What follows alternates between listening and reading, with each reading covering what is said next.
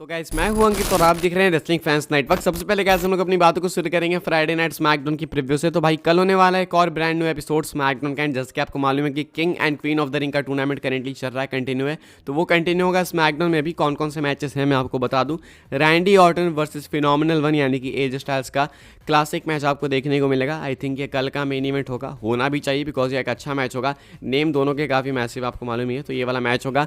उसके बाद Bianca Blair versus कैंडिस लेरे का मैच होने वाला है, ये queen of the ring tournament का मैच है। देन उसके बाद जेड कारगिल का भी मैच होने वाला है queen of the ring tournament में ही, ये फेस करने वाली है पाइपर नाइवन को।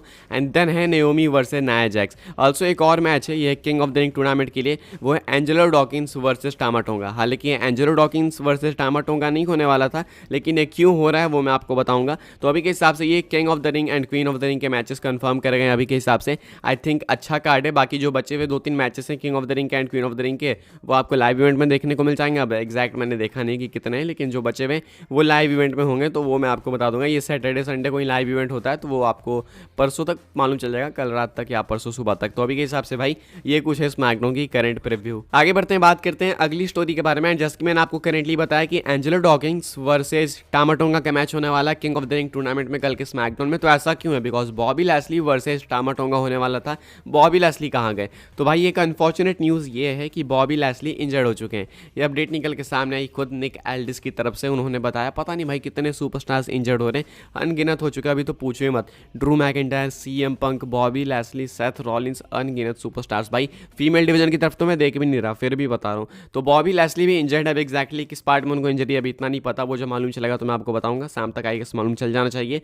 तो बॉबी लैस्ली की जो अपॉर्चुनिटी है वो एंजेलो डॉकिंस लेने वाले हैं। हालांकि काफ़ी सारे लोगों का कहना है कि भाई मॉन्टेस फोर्ड को लेना चाहिए था, ज़्यादा इंटरेस्टिंग होता ये, लेकिन अभी के हिसाब से एंजेलो डॉकिंस रिप्लेस करेंगे बॉबी लैस्ली को king of the ring tournament में। अब क्वेश्चन है कि क्या वो हराने में सक्सेसफुल होंगे टामाटोंगा को? आई डोंट थिंक, मुझे ऐसा नहीं लगता है। थोड़ा डाउट था पहले जब बॉबी लैस्ली थे तो, लेकिन अभी क्योंकि एंजेलो डॉकिंस है, सो आई थिंक कि टामाटोंगा को विक्ट्री मिलेगी। तो भाई अनफॉर्चुनेटली बॉबी लैस्ली को भी इंजरी हो चुकी है, तो गेट वेल सून आप लोग जरूर से बोल सकते हो लैस्ली को। एंड अभी इतने सारे सुपरस्टार्स इंजर्ड है कि पूछो ही मत। एक एक करके जब सबका रिटर्न होना चालू होगा तभी बेटर होगा। कुछ अभी तो भाई बोरिंग सही लग रहा है टू बी ऑनेस्ट, सही बताऊँ तो। लेकिन आई थिंक कि सबका रिटर्न एंड तक हो जाएगा 2024 के, नहीं तो वहाँ तक तो ऑलमोस्ट बिगिनिंग हो जाएगी सबके रिटर्न की। अभी के हिसाब से भाई बॉबी लैस्ली ऑलमाइटी भी इंजर्ड है, एंड इनकी बेचारे की एक और अपॉर्चुनिटी चलेगी इनके हाथों से। वरना आई गेस अगर ये रहते टूर्नामेंट में तो ये कल पक्का जीतते टामाटोंगा से, एंड उसके बाद अगले राउंड की तरफ आगे बढ़ते हैं। अभी आप क्या सोचते हैं इसके बारे में कमेंट करके बताना। एंड जो इंजरी स्प्री है वो करेंटली कंटिन्यू होती ही जा रही है,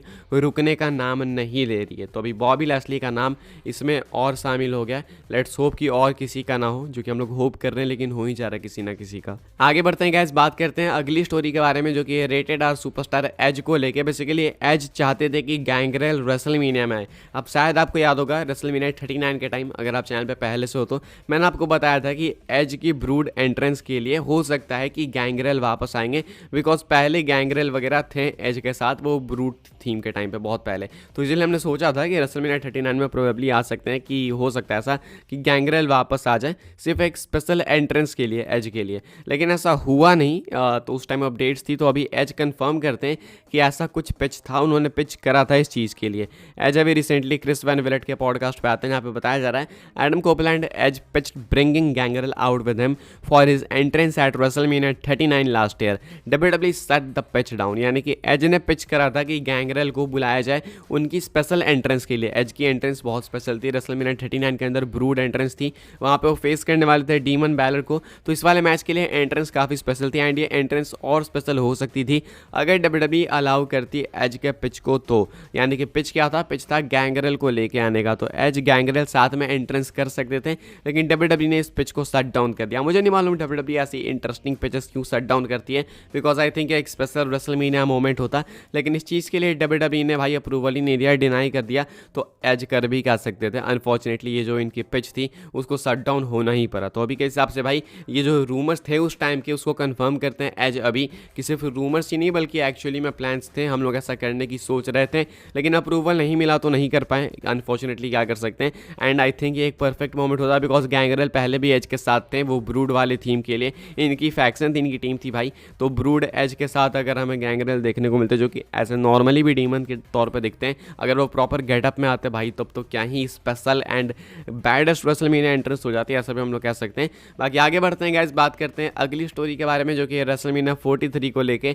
अभी रेसलमेनिया 40 खत्म हुआ है एंड हम लोग रेसलमेनिया 43 की बात कर रहे हैं। रेसलमेनिया 41 अनाउंस हो चुका है। रेसलमेनिया लंदन के रूमर्स हैं, पॉसिबली रेसलमेनिया सऊदी भी जा सकता है। अभी तो हमने ये भी सुना। रेसलमेनिया 43 को लेके मैंने आपको बताया कि हो सकता है कि ये डेट्रॉइट जाए, बिकॉज डेट्रॉइट स्पोर्ट्स कमीशन इसको होस्ट करना चाहती है, उसके लिए एक बिड भी प्लान कर रहे हैं। ऐसा कुछ रिसेंटली एक अपडेट के अंदर बताया गया, लेकिन अभी ये अपडेट जो है फेक बताई जा रही है। किसकी तरफ से? तो खुद डेट्रॉइट स्पोर्ट कमीशन की तरफ से कहा इन्होंने भाई रिसेंटली डेट्रॉइट न्यूज़ पे कि ये रेसलमेनिया 27 को होस्ट करने के लिए अभी कुछ भी बिड वगैरह प्लान नहीं कर रहे हैं। हालांकि ऐसा नहीं है कि ये नहीं करना चाहेंगे, ज़रूर एक्साइटेड हैं, कोशिश कर सकते हैं, लेकिन अभी कुछ भी प्लान नहीं है इनका। अब क्या ये सही है या फिर गलत, आई डोंट नो। हो सकता है कि भाई सही हो, मतलब ये सही कह रहे हो, इन्होंने कुछ भी प्लान नहीं किया हो, या तो हो सकता है ये कुछ छुपाना चाह रहे हो, बिकॉज ये सारी चीज़ें ना भाई बहुत ही ज़्यादा बिजनेस वाली चीज़ें, स्पेशल चीज़ें हैं जो कि हमें नहीं समझ आएगी, कुछ ज़्यादा टॉप टियर की चीज़ें।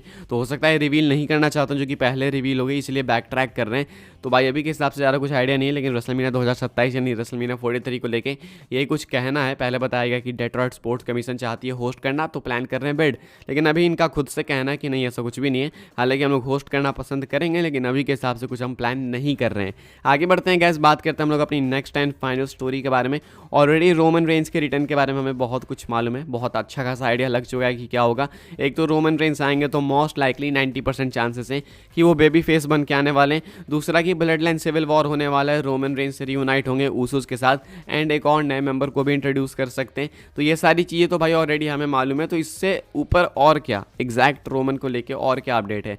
तो भाई और अपडेट ये है कि जिस तरीके से लास्ट ईयर रैंडी ऑर्टन वापस आए थे सर्वाइवर सीरीज में, उसी तरीके से रोमन रेंज की भी वापसी हो सकती है। अब रोमन रेंज सर्वाइवर सीरीज में इसलिए वापस आएंगे बिकॉज तब तक ऊसोस की पिटाई होगी ना, जब तक ऊसोस सफ़र नहीं करेंगे, जब तक उन्हें नीड नहीं मालूम चलेगी रोमन की, तब तक रोमन आके क्या करेंगे? तो ये सिलसिला इनकी पिटाई का समर स्लैम से चालू होगा, बैस इन बर्लिन वगैरह तक आगे बढ़ेगा, एंड उसके बाद आगे बढ़ते बढ़ते सर्वाइवर सीरीज तक जाएगा, जहाँ पे इन्हें नीड पड़ेगी मेंबर्स की।